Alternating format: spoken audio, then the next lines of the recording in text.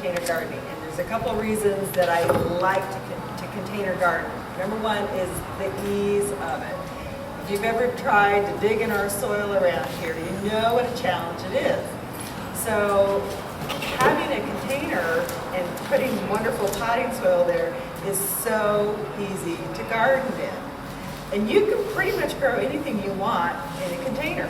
It's going to depend on the size of the container, what you're putting in, but I would say there's really no limit on what you can put into a container. It makes it so easy. The other thing I like about container gardening is it's another way to bring color into your yard.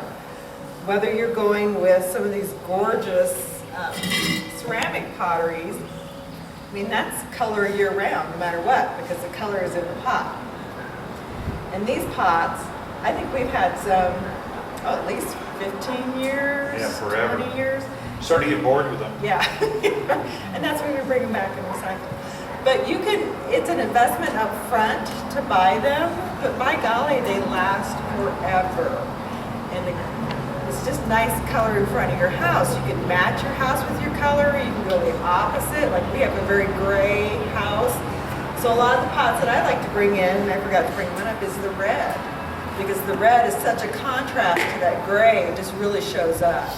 So there's many ways to bring color into your yard, and using the containers is one way to do that. Not everybody wants to go into a ceramic pot. There's also plastic pots, which are nice. They're very lightweight, very easy to move. They don't hold up that terrific in our Arizona sun. So after 2-3 years, it's going to start getting very, very brittle. You're going to pick it up to move it one day, and it's just going to fall apart. So great for a short term if you're looking for short term, or you need something light that you can move around, but for long term, not your best solution. But it does have a place. A lot of people use terracotta pots. They're, again, great for short term. Terracotta has a couple of negatives with it. It dries out really, really fast. In June, when it's 100 degrees and the wind is blowing, you're going to have to stand out there with a watering can and just try and keep it watered. The other thing it doesn't hold up well, a lot of them don't hold up well, with our freeze and thaw that we get in the wintertime. So you get moisture into the pot, then we get a freeze, and it starts cracking, it starts flaking. Plus, the other thing with terracotta, our water is so high in minerals. You ever see that white that starts forming on the outside of your pot? That's the minerals showing up, so it can discolor it pretty easily here. But it does have a place. If you're looking for a short-term, quick, easy pot, it might be a way to go. But I like these guys. Probably has to be my favorite to pot into.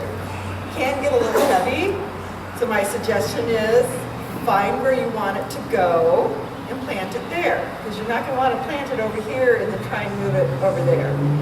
Because you think you can move it, trust me, by the time you get your soil, your plants, and it's water, it's not going to go anywhere. Like Ken said, we have them lining our patio, and we get some pretty severe winds that blow through there. And those guys don't go anywhere. They're not going anywhere. Put them on a caster. Get those You saucers could. with the rollers. You I'd bet. say on a deck or something. And that's a great solution, especially if you're putting, like we have a fig tree in one of our pots. We actually grow a fig tree in a pot.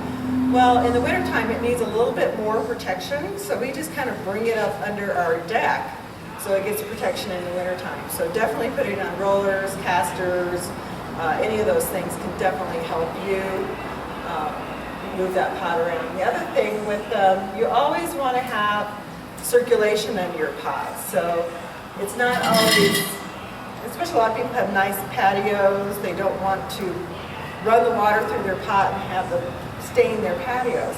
Saucers are always a really good idea. And then they make a thing, and I should have brought them out, called pot feet, that you can stick under your pots, and what that does is allow circulation through your pots, so you have a healthier root system on those.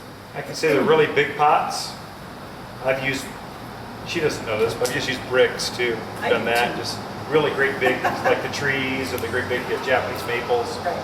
I just use block.